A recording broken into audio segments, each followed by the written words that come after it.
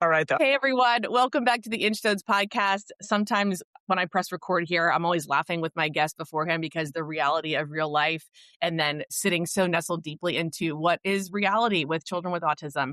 And today on the podcast, I have a dear old friend of mine, Nora Canzoneri. She is not Italian, as you can see by that beautiful red hair, has preceded her in life in any capacity. I think of that beautiful red hair. And the next thing I think of is Cam's mom. And I'm going to get choked up saying that because it's exactly what I think of. Like you have such this beautiful presence, but the next thing I think of is that you are Cam's mom. And Cam was diagnosed with autism probably around the same time as Millie was, I believe. I think they're around the same age. Yeah. And we have shared a parallel yet a very different journey since diagnosis. And we are here to just have Nora, talk a little bit about her path and where she was then and where she is now. So Nora, thanks for being here on Inchstones. Thanks for having me. This is the first time I've been on a podcast, so I'm excited. Well, that should not be the last. This should not be the last. We need to change that. Diagnosis day. What were you feeling and what did you Yeah. expect? It's funny because I can still go back there very clearly. It was June 27th, 2018. Everyone can name the date. Everyone can name Right? it. It was a couple days before my birthday, so it was definitely ingrained in my memory. My son, Cam, was born in 2015. Yeah, he's just, I think, maybe 4 months younger Yeah, than Millie. they're really She's close. April, right? Yeah. Yeah. Kind of similar. I will say, as a very small infant, he didn't display a lot of signs of autism. I mean, he smiled and he interacted, he made eye contact, even at his 18-month assessment. Most of the things on the checklist at the time, he would imitate and, do that kind of thing pretty easily. However, he was not talking at all. I have a very clear memory of a friend of mine coming to visit around Christmas when he was, 1 and 3 months or whatever it was. And her son, who's 10 days younger than Cam, was answering questions very clearly with a no. We were nowhere near that. So it was definitely, a little bit of kind of a trigger point there. He did have a couple of words early on. He would wave and say bye Yeah. before his first birthday. I recall that. And then, really nothing. I mean, sounds, in hindsight, of course, now I understand a lot of these were attempts at approximations. But, then, and even I feel like 10, 11 years ago, we had so much less dialogue. The internet wasn't here, in this way, So true. It's changed like providing insight. even within these past 10 years. I mean, it's hard to even imagine it's been a decade, but it really has. Like what was shared and how it was shared and the scope of I mean, I'm not a TikTok like I try to be a TikTok, person, but I can't be innately. It wasn't as in our face and like just accessible like Instagram has made it.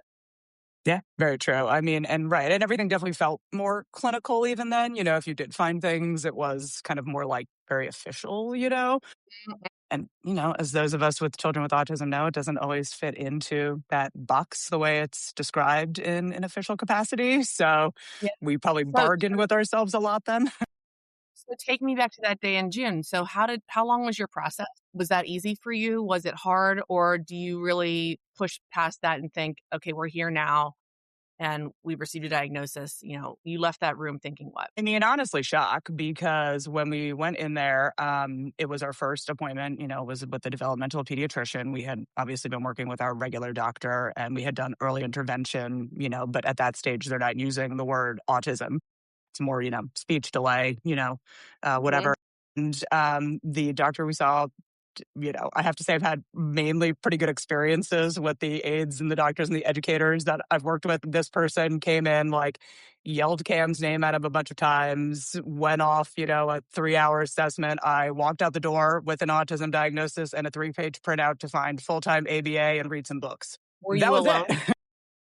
I was actually alone because at the time my husband was traveling extensively for work. My father had leukemia. He would pass away a few months later, so he Ugh. was not really able to help a lot in that capacity. And honestly, I thought we were going to meet the doctor. I didn't realize you would leave, even though I kind of knew it was coming. I didn't realize you would leave with a diagnosis in like a 2-hour window. That really shocked me, honestly. Yeah. I think it honestly, like, the juxtaposition between other health, issues too in life, like, when you think about that, like, someone spends 2 to 3 hours with your child, it's taken me months to diagnose that I have like arthritis in my left knee, like months, like, right? So Right. the like, and that like that took So true. so long. How can in 2 to 3 hours? And then I was actually just down in DC talking to other people about this. It's so visually, clinically, like behaviorally based that those 2 to 3 hours, we have a really hard time, like even as a primal woman thinking, how dare you only know my child for 2 to 3 hours? Even if this is true, how dare you? And it's because it goes the complete opposite whenever you have an actual physical issue where it takes months. You're 100% right. I was really, I mean, honestly, I was probably angry and not at the Yeah. diagnosis, but just at like how clinical, you use that word, it was handled, and really, I mean, find AB. I'm like, what does this even mean? I'm like, give me some idea of, luckily I had some people in my life, that could direct me because I'm like, I don't like what? I'm like, what does that mean? Like, good luck. Yeah. So do you feel like where you were regionally helped with that in terms of, getting everything set up? Like here, I was obviously never in a million years thought I'd be living in the state of New Jersey, but I realized that like that was such a benefit to me whenever how fast it all happened. Do you feel like where you were regionally helped with that? Because a lot of parents talk about like even once a diagnosis, like they don't even have the resources to Google ABA and find a center. Or did you find that that was helpful, or was it too much information, too many choices? No, I mean, I thought it was really helpful. We live just outside of Philadelphia, about 10 miles outside of Philadelphia. We got the diagnosis, in the city. We lived in the city for many years. We have, just a website at the time called ABA in PA that gave Yeah. all of the practitioners. And I mean, I'll be honest, I probably went into, 20 of them, just like the same way when you're looking for a job, putting out resumes, just kind of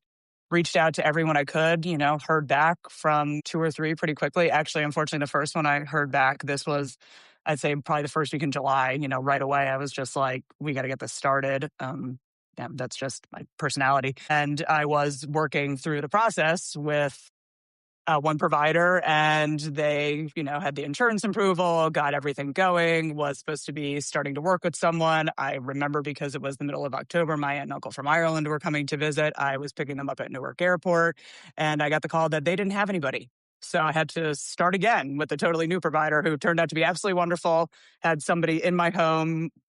I'd say 6 weeks later, it was the first week in December, and we worked with them, through school age for Cam. So it was a happy ending.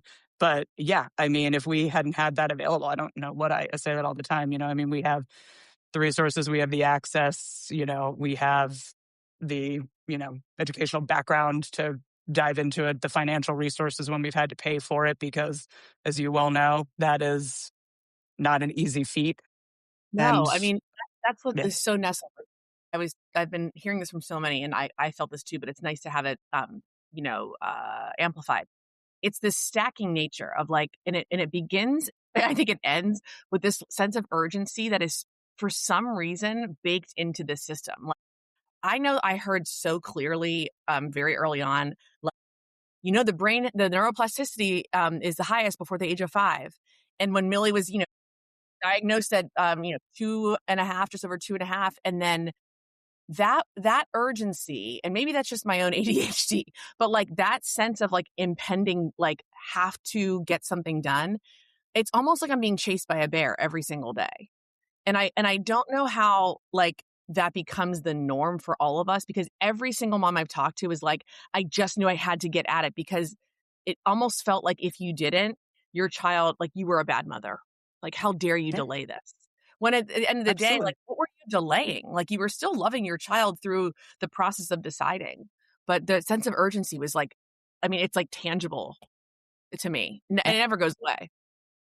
No, and I think you hit the nail on the head saying, the age 5. I mean, that was in my brain. And honestly, it kind of felt like a beat the clock. Like, I mean, I knew that this is something we were going to live with. I knew that Cam wasn't going to wake up one day and just be typical. But I think I did believe that if we really went in very hard in the beginning, we'd be further now at Yeah. almost 11, than we are. And in reality, to your point, as I know now with some of my own, physically medical things I've been going through, that yeah, you know what? A week, 2 weeks, a month, unless it's like really going to get you in this exact moment, it actually doesn't make a difference. It needs to be a pretty, well, and again, this is not No, advice for it's anybody. There are true. certain things that are urgent, but, No, a lot of things of really course. aren't. I was talking to a mom recently too that said, the sense of the minute marker, like was actually, and I didn't know this until recently, like that division of time is actually more modern. So we like you and I were born into a place in a sense of at a time in time where like every minute that's all we know. Like we know time in like this Interesting. Yeah. urgency rush. And so when time is broken down so much, it loses its sense of flexibility for us to just let it be and to take form because of the urgency baked into like every second, every minute. Absolutely. Yeah. Do you think I heard you say, and I don't think many moms say this, so I wanted to go back to this. You knew he wasn't gonna wake up and it was just gonna be different. Why were you like that? How do you think you were like that? Because I think a lot of moms, and myself included, I thought maybe if I just keep praying, one day, one of these therapies is just gonna have this aha, like, light on, and I didn't have that, and it took me a lot longer to get to that point. So how did you? Because that came across really naturally. I mean, I think it's partially not interesting because it's just sort of who I am as a person from some other, you know, challenging experiences I've had where maybe I was just stealing myself for it. So if it happened that that was the case, it would have been like, wow, this is, so much easier than I thought it was going to be. But when it wasn't, I was more prepared. I often joke that I have really low expectations, which sounds negative, and I don't mean it at all negatively because if I go into something just expecting whatever, right? I'm not going to say worst case scenario because that's much more dramatic than I mean it to be, but that usually I am pleasantly surprised. Usually it Mhm. ends up being easier than I thought it was going to be. There's a more, some sort of a positive outcome, even if it's not entirely positive. Most of the time I'm happy I did it, and I know you can relate to this as someone that is, kind of naturally not always really, it's not always easy for me to put myself out there, which talking here like this with you, or even if you can read it on Instagram seems like that's not true, but to your point, when it's a direct interaction, it's very different. It's kind of just like easier to, you know, compartmentalize those things. Yeah, I mean, again, I don't know what point my lens, like, I feel like I had motherhood, and again, having a typical, teenager, like, I had motherhood like this really, like, thin, like, monocle, like, I was, or like lens I was looking down, and, like, I think about even just, like, when I do that, like, how clenched my fist is and how, like, I just was seeing it, like, I was like, "Nope, I see it clearly." I don't think seeing clearly and having, like, no slack is talked about enough in this, autism motherhood space. Like, there's a difference between having, like, expansive clarity and acceptance versus this, like, single point of failure. Like, and that's what I had to learn. And maybe that happened actually when Mac was diagnosed. And I realized, Sarah, like, this is where you have to let go. Like, you have to Yeah. let go on this, like, very, very thin, like, razor's edge of what I expected motherhood to be like. And I think the diagnoses, I'm just really glad that you're saying, because I think it's a gift, and it's probably a burden too, to have known more on the earlier side that, like, this probably isn't going to go away. So let's keep hacking. Let's keep blazing the trail. Yeah. Yeah. That kind of idea of letting it go, I've realized in many capacities that, we have very little control. I mean, obviously we can control the minute, but we really can't control the day. I mean, when you look at it, in sort of a microcosm and macrocosm kind of way. And I think that applies to so much in our lives. And yeah, I mean, I love your term Inchstones because it is just so true. I mean, from those early days till now, I mean, the progress for a lot of people, it's jarring because I mean, it's very slow. And, I think I can probably make this assumption about yourself, much as, myself. I mean, I was kind of an overachiever my whole life. So I don't have a lot of ground to relate to that. And it has been very, very enlightening. Yeah, I mean, I always, again, not to get, like, cosmic on us, but, like, I always think that, like, okay, my soul chose this journey. All right, like, so there's some at some point, the soul in me chose this journey. So nothing that I come into now, I sort of go, that was my soul's choice. Here we go. Right? Where do you feel like you are now? 10, 11 years into being a mother, um, and where this settles. Like, I know we were saying before we press record, like, sometimes these hats we wear of like, Sarah's the autism mom. And like in my town, anytime someone has a kid that's diagnosed, they're like, have you talked to Sarah Kernion? And I love that.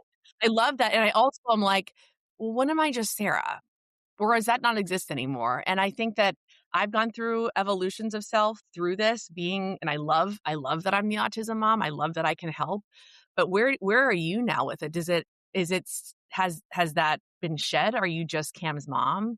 Do you find that, are you settled into this just much more, peacefully? Or do you find that there's just chapters still to go through?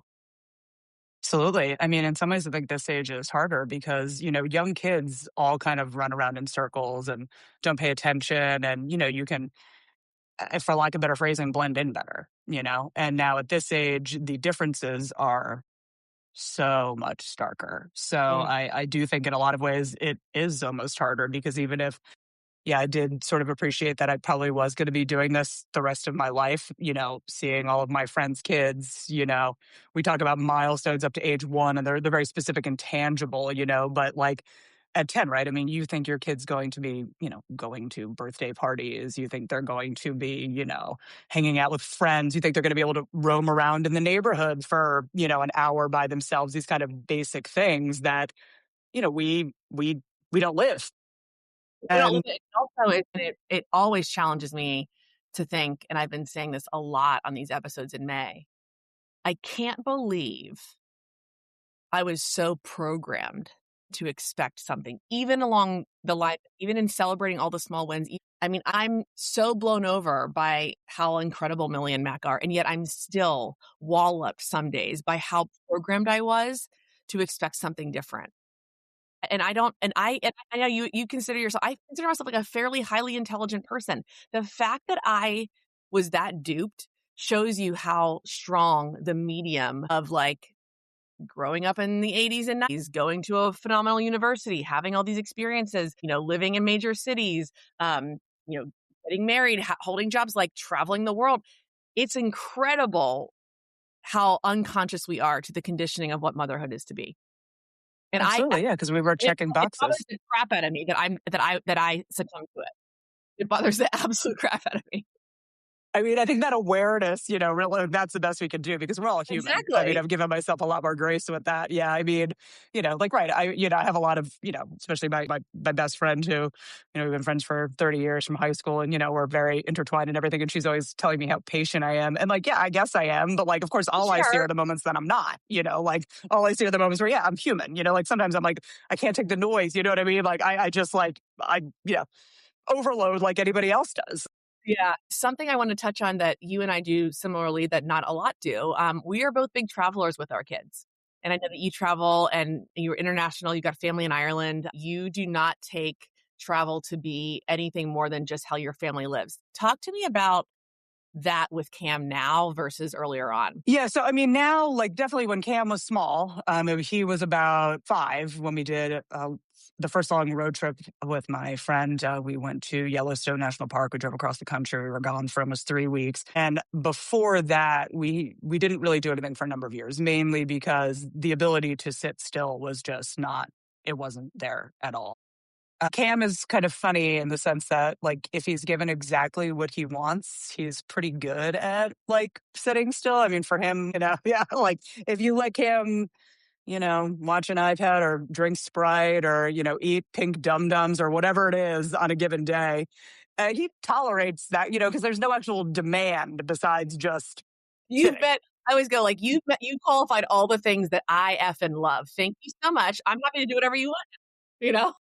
Yeah, well, yeah, I mean, well, and I know you're like this too, I mean, even with Cam having, a disability, I mean, I, am always someone that has wanted to live my life. I lost my mother when I was relatively young, 22 years old. She was 51. I mean, I'm not waiting for retirement because I don't know what the future holds. So that kind of meant that, he's going to get packed up and come along. And we definitely What did meet he him in the do? Like, middle. this is and give people that are listening this, like, how was that? Because I'm someone like if I don't know, if Make-A-Wish told me like, hey, you can go to the Philippines with Millie and you got to be there in 24 hours, I'd be like, yeah, I can do it. Like, we'll get there.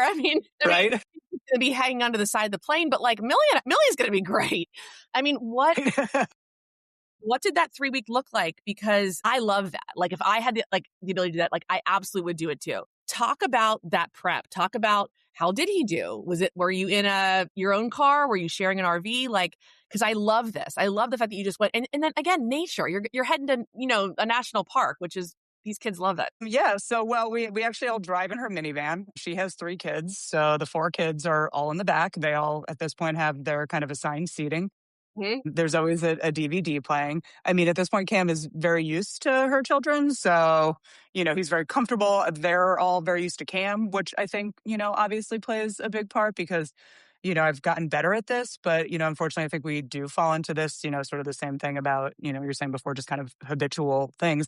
I mean, apologizing, and now at this stage, that's long past. I mean, even from the beginning. And I mean, it's funny because now that seems so long ago, but in my mind, like he was great. I mean, I can't really pinpoint anything he struggled with. As he gets older, last year, he was definitely starting to have a harder time, probably some hormones, and Cam does have some language. So being able to ask for something and not getting it is a completely strange thing to put your mind into because for him, everything is literal. If he's asking for it, why can't I have a Sprite at 8 a.m.? It doesn't make any sense to him that like, well, it's not healthy. Well, that means nothing. It's like, it's here. I can get it. I can open it. I don't even need any help. Why can't I have it? I had a cute little blonde boy bringing me a bag of Pirates booty at 5:30 this morning.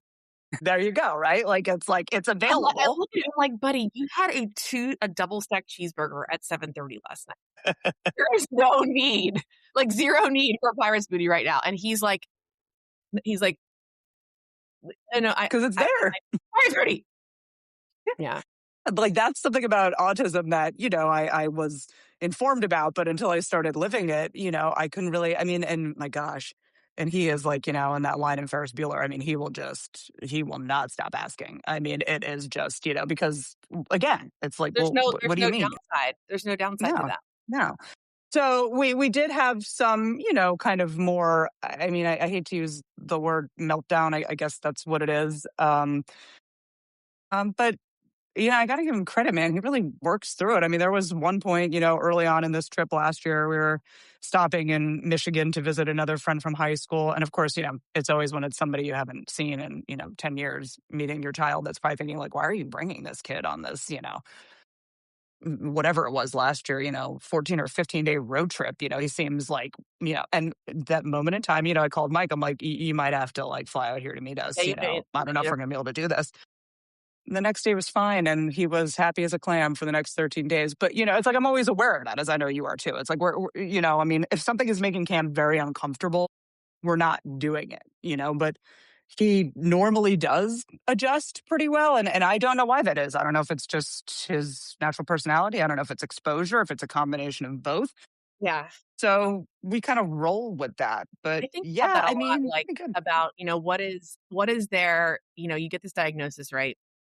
And all of a sudden your kid is autistic. You got this autistic child. And, and with Millie and Mac, it's like full body apraxia, right? Like they are so unaware of their body in space, like in any sort of space. And it leads, it's like the fourth, it's like, that is like the descriptive factors of them. And then when they do something like they are mobile or they are adaptable or adapt quickly to travel or something or in a hotel room or whatever, or a flight or something. And I think maybe if I didn't lead so much with autism and apraxia, and maybe he's just being an 8-year-old little boy. Maybe that's just maybe. I mean, I know it's laced and I know it's like, complex, but sometimes I have to really stop and go, good on you, buddy. Like that. Yeah. You're just being an 8-year-old little boy who wants me to, maybe you're not eloping and you're not just having this autistic, lack of, no impeding danger ever. And maybe when you're running out of the bus and I have to chase you down the street, maybe you're just being silly. And I think sometimes like that, it becomes a lesson for me now versus what was not. I was so not in the space to be able to think about that early on, but now I am. maybe Millie's just an 11-year-old and she's the middle kid and she is really annoyed with everyone. Like, she's such the middle kid sometimes, and I'm like, "Yeah, she's got an older sister and younger brother, and she's smack dab in the middle, and she, like, looks at you like, 'Get out.'"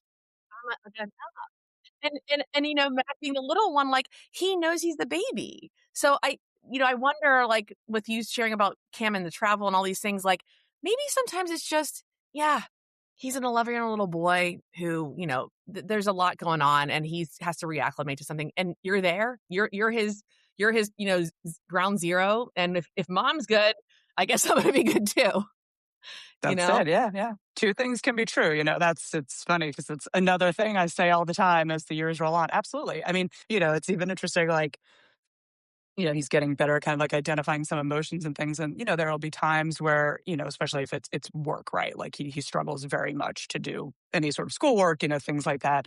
And I'll be like, well, is this like really hard right now? Or do you just feel kind of lazy? And he'll be like, lazy. I'm like, all right, well, that's reasonable. Like, you're allowed to also just sometimes not want to do it. Yeah, and I think that, you know, it doesn't have to be a diagnosis of like, demand avoidance or something. It's just sort of part of like my favorite, my friend and fellow advocate, Lori Dove, she does Everyday Autism Essentials, and she's like the queen, I think, of regulation talk. And she's always like, name it to tame it. If my daughter can just name what she's feeling, it actually just disperses it and we just keep going. So you're kind of illuminating that a lot because if Cam is able, if you say, what are you feeling? Is it this or this? He can say it. All right, keep moving. That makes sense. I totally get it. And, in the nonverbal world, I think I'm obviously guessing, but I have a better, my correct, my rate of accuracy is probably pretty high that like when Mac is melting down and I go, this is really hard, isn't it? I know that you absolutely hate putting your pull up on. But when I see you running outside and how fast you get to the trampoline and like the agility to like not to like jump over like the dog, Mac, like I know that when you want to do something, you can do it. So this is Yeah. so I think it has less to do about even their ability to be verbal and to be the mom that can just talk through it and to Yeah. name it. And as Lori Dove says, name it to tame it, which I love. Yeah. No, that's so true. Well, and even with the language, I mean, there are still plenty of times where, Cam is just repeating something. So it's like, is it even, can I put a lot of stock in it? I mean, as the Mhm. years are moving on, maybe a little bit more. But yeah, I mean, there's sometimes, I mean, it's hysterical because even like he had his field trip on Wednesday and his teacher's like, now at the end of the year, he'll say her name. But for the longest time, he would just call her like Miss A because it was another adult in the room. And it would be like, please leave me alone. Like, I'm going to say this. So then you just stop asking me because I just like, let me just give you an answer. Like what he, was maybe 5 or 6. It was getting a little bit more of this. He would just say Cam for everything. He'd be like, Cam, how are you? Cam. I'm like, okay, well, yes, that's Sure. sure. Yeah. So I mean, there's a lot of layers to that, of course. But I think again, there's at the end of the day, this is such we are in a human experience. Our children are. I always say I've got 3 happy and healthy children. 2 just happen to have autism and apraxia. And I think you live that so much, and I'm so honored to always take in how you're living because I think it helps me feel more confident about how I am as a mother too. And even though our kids are wildly different and present differently, knowing that there's people and moms out there who um, aren't white knuckling this and are taking it in stride and to be able to be present to what happens on any given day, whether it's, yeah, they're showing you, I always say that they're continuing to show us who they are every single Yeah. day. And that's one of the reasons why I wanted to have you on here to share more of your story. And I'm just so thankful for that. If there's, one thing, before we go that you would tell moms that are earlier on in this journey, what would it be? Gosh, I probably should have thought about that. I think that, I don't want to say something like it's going to be better than you thought it would, even though that is true, because, I know that every experience is so unique and I realize that's not always the case. But I think what you were talking about, and like finding out who your kids are. And, I read something years ago that always stuck with me where it was like, I was parenting the diagnosis more than I'm parenting the child. And of Mm. course, yeah, I mean, being autistic is a huge part of who Cam is. I mean, right. It's like I can't take my eyes off my almost 11-year-old for a minute or he'll be wandering out into traffic. I mean, it's not something that, I can put to bed at night. There's always one eye open. It's, never not on my mind. However, like, yeah, he is still this whole person that has interests and likes and dislikes, and he is funny. I mean, it's like the things that he comes out with when he's really able to like focus on what's going on. I mean, this morning we were getting ready and he's bouncing on his ball over there looking at his iPad and he, gets dressed and it's like, all right, bud, we got to get out for school. And he's like, I get 10 more minutes because, this is something I say all the time. And I'm like, well, no, you don't because then we're going to be 10 minutes late. But like the things he remembers and then, it's amazing, Baseball. because, yeah, so much more is in his mind than I ever would have known. And that probably is the biggest thing because it's so easy to just to shut down and to be constantly, to your point, white knuckling it. Cause yeah, this is hard. I mean, it's stressful. I mean, I've, probably had anxiety since I was 3 and certainly it has not improved. Not the anti-anxiety pill or journey, I'll tell you that much. No, I mean, because it's always there, right? It's environmental. Yeah, but you're right though, and I think it's because, and this is the beautiful way to put it, like you said, these children have full inner lives, just like anyone. Like I can know you and talk to you a number of times a year. I truly don't know what it's like to be in the inner world of Nora, just like you can't with me. And I think that giving our children the benefit of the doubt too, we never really truly know. We can have a solid guess as their parent and mother and caregiver, but at the end of the day, I think that yeah, to not just parent the diagnosis, to parent that full child. And I think that I hope that anyone that's, again, earlier on in this journey with the grief and the acceptance and that whole nonlinear timeline, that if you can go back to just knowing that you got this beautiful soul in front of you and you get to do it, it's going Yeah. to take you farther and much more peacefully than you realize. Yeah. That's a good word. We're all looking for peace, at the end of the day. That's the It's a main goal for everything. life I luxury. You mean, can't purchase it. You can't uh, purchase it. You'll live it. nope. Laura, thank you so much for sharing on Inchstones today. I so honored to, like, decades into friendship, never in a million years, so many years ago, knowing that we'd be on this and standing shoulder to shoulder like this. But here we are and we get to do it. And I'm so thankful for my listeners, my community here listening to hear more about you being Cam's mom. Yeah. Thanks for having me. This was fun. All right, everyone. Well, until next time here, thanks for listening in here on the Inchstones podcast.